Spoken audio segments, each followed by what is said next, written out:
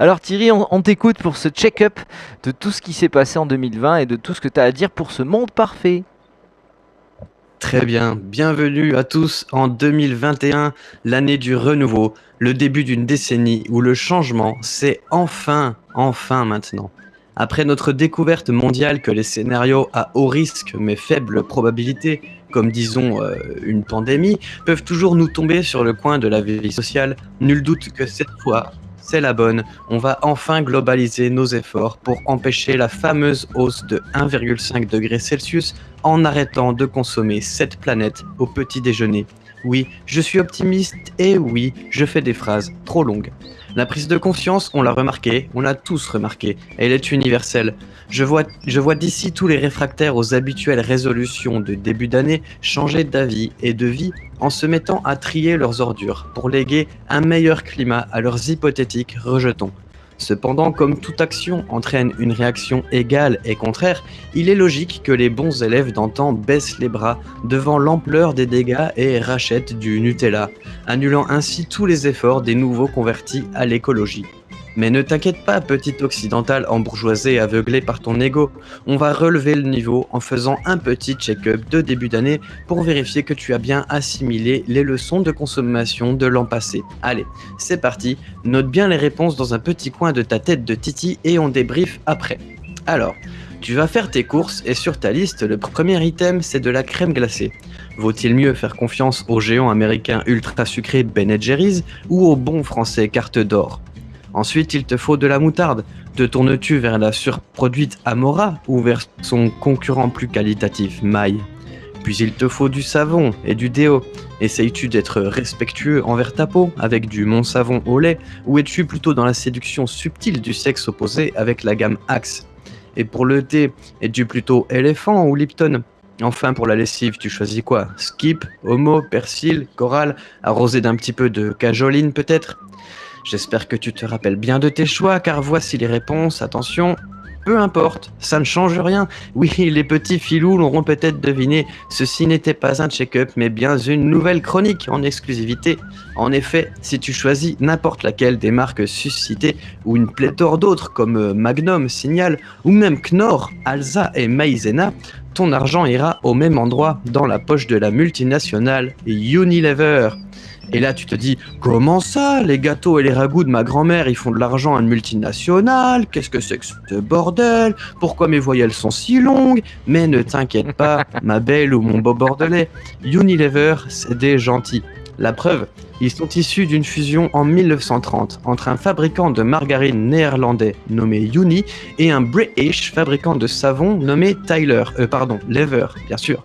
Et cette fusion intelligemment nommée Unilever était motivée pour un usage plus efficace du saindoux, qui est une matière première pour faire ladite margarine et le savon susmentionné. Nous avons donc une volonté d'écologie dès 1930. Ça compte quand même pour quelque chose, ça. Dans les années qui suivent, le groupe va rapidement développer son activité en Afrique et en Amérique du Sud, allant jusqu'à faire 11 milliards de bénéfices en une seule année en profitant de la colonisation agressive de l'entre-deux-guerres pour rafler toutes les ressources locales. Bon, oui, ça c'était il y a longtemps, ça compte pas, ça on oublie. Depuis, ils sont quand même bien plus sympas avec les pays en voie de surdéveloppement. Par exemple, ils continuent d'utiliser du phosphate dans les lessives de chaque endroit où ce n'est pas encore interdit, parce que ça lave mieux, surtout les rivières. Ils ont aussi donné plein d'argent à des ouvriers indiens en 2001, et ceci sans aucun rapport avec le fait que ces 600 ouvriers étaient en train de les traîner en procès pour une supposée contamination délibérée au mercure. Ce sont également de fervents défenseurs du droit de tous à travailler, et ils n'hésitent donc pas à recourir à des milices pour abréger les grèves faisant souffrir l'économie au Pakistan en 2012. Ils poussent cette philosophie du travail pour tous jusqu'au bout en offrant des postes de techniciens en aménagement paysager à des enfants dans des jardins de palmiers à huile en Indonésie, aux côtés d'autres boîtes humanitaires comme Nestlé, Kellogg's ou Colgate-Palmolive. On peut admirer la franchise de cette entreprise sans langue de bois qui affirme que la pratique des pots de vin n'est, je cite, pas autorisée mais tolérée. Bon, ok, tu vas me dire tout ça c'est chez les pauvres, ils sont sûrement plus respectueux dans nos bons pays de blancs. Et oui, bien sûr, t'as raison. Pour éviter que de bons Français bien de chez nous se cassent le dos au travail, ils n'ont pas attendu bien longtemps après le rachat combiné de Amora Maille en 2000 pour délocaliser la production de condiments et de cornichons dans des pays peu recommandables comme la Turquie ou l'Asie vaguement du Sud. Pour la moutarde, c'est pas la même mayonnaise, il faut pouvoir garder la mention produit en France quand même. Mais qu'à cela ne tienne, on peut toujours importer les graines du Canada où ça coûte moins cher à produire parce qu'on peut les arroser avec un petit peu plus de pesticides, puis les rapatrier et les transformer, faire la moutarde en France. Quitte à renvoyer après le produit fini sur le marché canadien où ça se vendra mieux parce que c'est made in France. Voilà. Et on perd même pas le label bio en faisant ça si c'est pas beau. Tu veux de la croissance, t'inquiète, paupiette, on va faire de la croissance. Bon, et pour le thé, y a pas de problème avec cette boisson très respectable quand même. Personne n'est jamais mort pour le commerce du thé quand même. Mais non, bien sûr que non. Pas depuis ces 4 derniers siècles et la création des vénérables compagnies des Indes. Mais il faut tout de même penser à relancer les ventes de Lipton. Comment faire ? Ce serait bien de pouvoir coller l'étiquette alicament, quitte à en faire littéralement bouffer à des animaux pour essayer de trouver des effets positifs. Des effets qu'on pourra ensuite promouvoir dans des publicités qui vont coûter des millions, et ces millions-là, c'est juste le budget coke des créatifs. Si tu penses que ça se passe mieux chez Elephant, je te laisse te renseigner sur l'usine Fralib. Je ne peux pas en parler moi-même parce que je suis allergique au happy end. Allez, un petit dernier pour la route. T'as entendu parler du cartel de la lessive ? Eh oui, ça existe.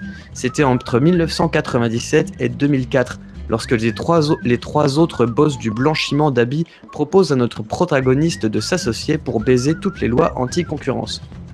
Prouvant son intégrité, Unilever n'a pas hésité une seconde avant de les balancer aux autorités en 2008. Alors les mauvaises langues diront que 10 ans c'est pas vraiment une seconde et que c'était surtout pour éviter de raquer l'amende avec eux, mais nous, on sait que c'est un geste de bonne foi.